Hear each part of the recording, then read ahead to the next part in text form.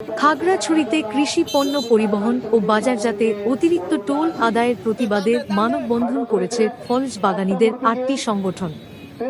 সোমবার সকালে খাগড়াছড়ি শহরের শাপলা চত্বরে মানববন্ধন ও প্রতিবাদ সমাবেশ শেষে হয়রানি বন্ধে জেলা প্রশাসক বরাবরে স্মারকলিপি প্রদান করা হয়।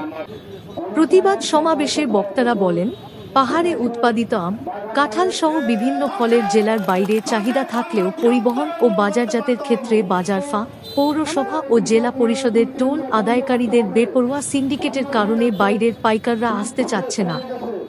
এতে করে ন্যায্য মূল্য থেকে বঞ্চিত হচ্ছে প্রান্তিক কৃষকরা।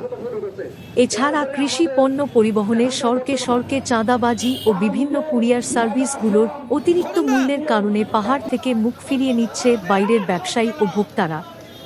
অবিলম্বে এ সমস্যার সমাধান না হলে কঠোর কর্মসূচি ঘোষণার হুঁশিয়ারি দেন সংগঠনগুলোর নেতৃবৃন্দ। তারা ঈশ্বরের নাম দিয়া তারা চাঁদাবাজি শুরু করে দিচ্ছে। যেমন টোল কেন্দ্রের মধ্যে এক ক্রেটের মধ্যে তারা 20 টাকা করে নিচ্ছে, সোনায় ফুলে নিচ্ছে তারা 25 টাকা করে নিচ্ছে। এইগুলি আমাদের কৃষকদের জন্য জুলুম করা হচ্ছে, তারা এটা চাঁদাবাজি করা হচ্ছে। একটা ফসলের উপর তিনবার ট্যাক্স নেওয়া হচ্ছে। বাংলাদেশের কোথাও একটা ফসলের উপর 3 বার ট্যাক্স নেওয়া হয় না। ট্যাক্স নেওয়া হচ্ছে তাও অন্যায়ভাবে, বিধি বহির্ভূতভাবে। মূল্য তালিকা ফলো না করে ইজারাদাররা সিন্ডিকেটের মাধ্যমে কৃষকদেরকে হয়রানি করতেছে খাগড়াছড়ি পার্বত্য জেলায়, যার কারণে সাধারণ কৃষকরা আজকে 8টি কৃষক সংগঠন মাঠে নামতে বাধ্য হয়েছে।